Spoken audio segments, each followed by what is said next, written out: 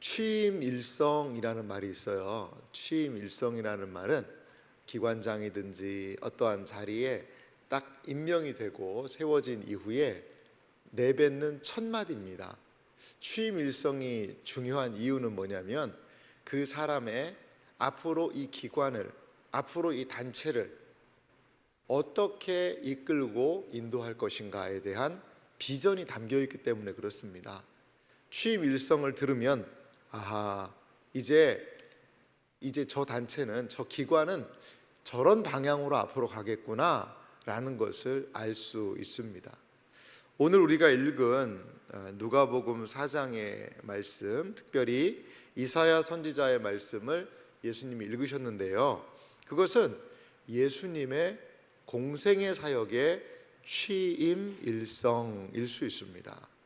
예수님은 공생애를 시작하면서 과연 어떠한 자세와 어떠한 비전을 가지고 어떠한 마인드를 가지고 과연 공생애를 감당하셨는지를 오늘 본문을 통해 우리는 확인할 수 있습니다. 예수님께서는 광야의 시험을 받으셨어요. 그리고 그 광야의 모든 시험을 은혜롭게 통과하셨습니다. 여러분, 광야에서 시험을 받았다, 누가 떠오르십니까? 이스라엘 백성들 떠오르지 않으세요? 광야에서 이스라엘 백성들은요, 하나님을요 10번이나 시험했다, 이런 표현이 있어요.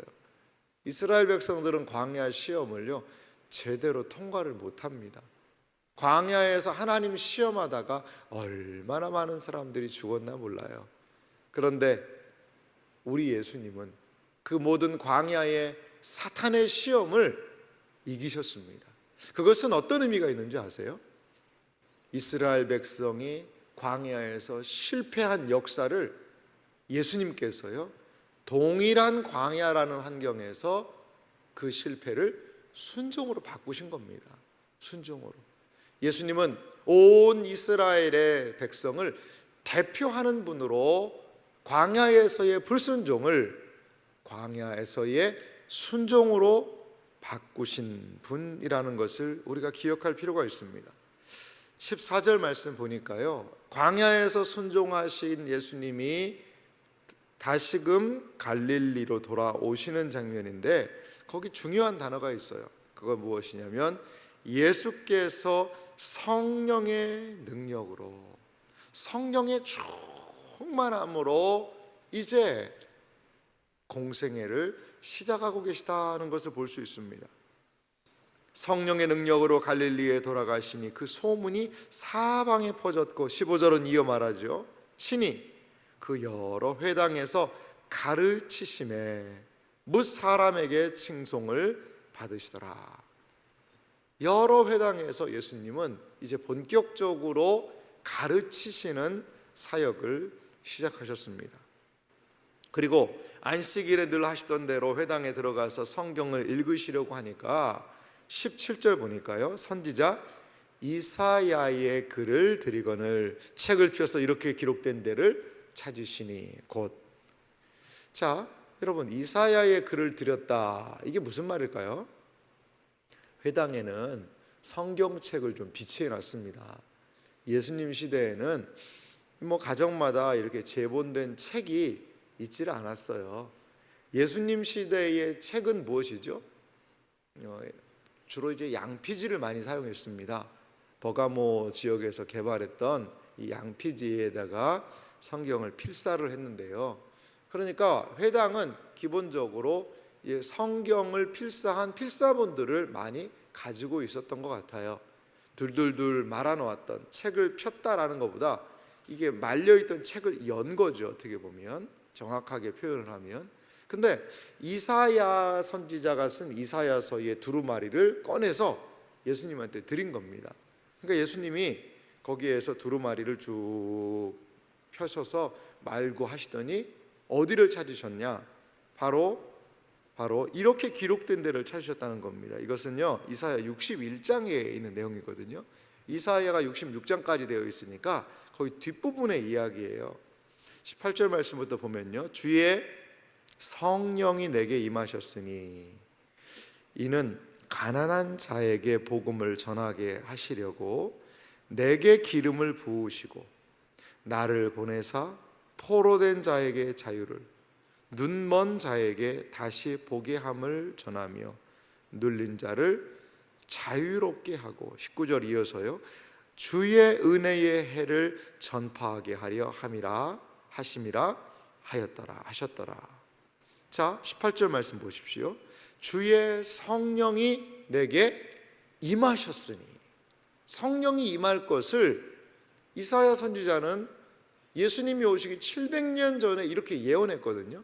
그리고 가난한 자에게 복음을 전하고요, 포로된 자를 자유롭게 하고요, 눈먼 자를 다시 보게 하는 이 사역을 성령이 임한 사람을 통해서 일어날 거다라고 예수님이 이 땅에 오시기 700년 전에 이사야 선지자가 예언을 해놨어요. 그런데 예수님이 그 말씀을 읽으시는 거죠. 읽으신 거예요. 그리고 이게 그러면 어떤 의미가 있느냐? 그게 19절입니다. 주의 은혜의 해를 전파하게 하려 하심이라 하였더라. 이게 뭐라는 거죠? 은혜의 해라는 거죠. 이제 구약 성경에 보면 희년이라는 제도가 있었어요. 희년은 뭐냐면 안식년이라는 제도가요, 6년 동안 쉬고 7년째는 1년을 쉬었습니다, 통째로. 그리고 그러면 안식년이 7번 되면 몇 년이죠? 7, 7에 49년이에요. 그럼 49년이 돼요. 그러면 50년이 되는 해가 있을 거 아니에요? 원래대로 하면 안식년 다음에는 다시 일을 하고 정상적으로 해야 되는데요, 49년 안식년을 보내고 50년째 되는 날은요, 한 해를 더 쉬라는 거예요, 하나님 말씀에. 그러니까 그때는요 2년을 쉬어요. 2년을. 그래서 50년이 되는 그 해를 뭐라고 그러냐? 희년이다 라고 그렇게 지키라고 얘기하셨어요. 주빌리라고도 이야기를 하는데요, 희년에 그러면은 무슨 일을 하느냐? 내가 우리 조상님 땅을, 조상님이 물려주신 그 땅 기업이 있었는데, 경제적인 활동을 잘못하다가요 이걸 다 그냥 잃어버렸어요. 그런데 희년이 되면 그 땅을 다시 원주인한테 주라는 거예요. 여러분, 너무 놀랍지 않습니까? 내가 다 우리 조상님 재산을 탕진해 버렸는데 희년이 되면 그 땅을 다시 주라는 거죠. 내가 경제적인 활동을 잘 못해가지고 다른 사람의 집에 종으로 팔려갔어요. 가족들이랑 다 해서 돈을 갚으려니까 그 방법밖에 없어서. 근데 희년이 되면요 다시 그 종에서 놓여주라는 거죠. 자유를 주라는 거예요. 여러분, 희년이라는 제도는 너무나 놀랍지 않습니까? 아니, 어떻게 그런 일이 일어날 수 있죠? 사실 역사적으로 보면 희년이라는 걸 분명히 성경은 이야기는 하고 있는데, 이게 진짜로 이루어졌나? 라는 기록이 사실 없어요. 기록이. 그래서 이 희년 제도와 이게 어떻게 시행됐는지 우리는 잘 알지는 못해요. 그런데 오늘 예수님은 19절에 주의 은혜의 해, 바로 희년과 같은 날을 내가 선포하러 왔다라는 거죠. 예수님께서 이 세상에 오셔서 하신 일이 무엇이었습니까? 가르치셨어요. 하나님의 나라를 선포하셨어요. 그리고 그냥 말만 선포하시는 것이 아니라 하나님의 나라를 보여주셨어요. 무엇을 통하여? 병자들을 고치시는 거죠. 귀신을 쫓아내시는 거죠. 이런 것을 통하여 와, 이게 하나님 나라구나, 아하, 하나님의 은혜의 해라는 건 바로 이런 거구나 라는 것을 보여주셨습니다. 그리고 예수님이 보여주신 주의 은혜의 해의 절정은 무엇일까요? 그것은 바로 십자가를 통한 구원이라는 것이죠. 십자가에서 이루어진 예수 그리스도의 그 놀라운 구원의 길, 예수께서 열어놓으신 생명의 그 길, 이것은 너무나도 많은 사람들에게, 아니 온 백성에게 미칠 크고 좋은 소식, 희년과 은혜의 해의 실체였다라는 겁니다. 그렇습니다. 예수님이 이것을 위해서 오셨어요. 희년을 이 땅에 이루시고 은혜의 해를 선포하시고 주님의 나라가 무엇인지를 선명하게 보여주신 것이 바로 예수님의 사역이었다는 거죠. 21절에 우리 주님은 이렇게 말씀하십니다. 이에 예수께서 그들에게 말씀하시되 이 글이 오늘 너희 귀에 응하였느니라 하시니. 아멘. 이 글이 오늘 너희 귀에 응하였느니라. 예수님은 이렇게 취임 일성 용감하게 말씀하시면서 하나님의 약속된 이 예언의 말씀이 그리스도를 통하여 이 땅에 이루어지게 됨을 이렇게 말씀하고 계십니다. 이 말을 들은 그들의 반응은 어땠을까요? 그들은 매우 놀랍게 여깁니다. 놀랍게 여겨요. 그리고 이 예수님이 하신 말씀을요, 어떻게 보면 배척했다는 것을 우리는 알 수가 있습니다. 22절 말씀에도 보니까요, 그들이 다 그를 증언하고 그 입으로 나오는 바 은혜로운 말씀을 놀랍게 여겨 이르되 이 사람이 요셉의 아들이 아니냐라고 이야기를 하십니다. 그 많은 사람들이 이야기를 하는 거예요. 그런데 예수님이 이 말에 대해서 반응하시는 것이 24절인데요. 또 이르시되 내가 진실로 너희에게 이르노니 선지자가 고향에서는 환영을 받는 자가 없느니라. 그러니까 놀라운 말씀을 해주셨는데 이거 요셉 아들 아니냐? 별 볼 일 없는 앤데 요셉 우리 동네 사람 아니야? 근데 뭔 그런 말을 한다고 그럴까? 라고 이야기하는 거죠. 선지자는 고향에서는 인정을 받지 못하는구나 라고 이야기를 하시면서요, 매우 엘리야와 엘리사 이야기를 하면서 엘리사 때에 이스라엘의 수많은 과부들이 있었지만 그 중에 한 사람에게도 보내심을 받지 못하고 오직 시돈에 있는 사렙당 한 과부에게 뿐이었다 말씀을 하세요. 엘리사 때에는요, 어떤 일이 있었죠? 오직 수리아 사람 나아만 한 사람만 이 나병 환자가 고침받았다, 이런 이야기를 하시는 거죠. 이스라엘 백성들이 하나님의 은혜의 말씀에서 받지 못하자 배척당했다라는 이야기를 하자 동네 사람들이요, 28절 회당에 있는 자들이 이것을 듣고 다 크게 화를 냅니다. 어떻게 말이야, 우리 선민, 우리 선택한 백성은 도외시하고 이방인들만 구원을 얻는다고? 그러면서 화를 내면서요, 예수님을 동네 밖에까지 막 밀쳐서 떨어뜨리려고 합니다. 여러분, 하나님의 말씀에 대한 반응이 중요합니다. 내가 좋아하는 말, 내가 듣기 좋아하는 것, 이런 것만은 골라들어서는 안 되는 거죠. 하나님의 말씀은 우리에게 순종하라고 준 말씀이고 우리는 그걸 들어야 돼요. 들어야 돼요.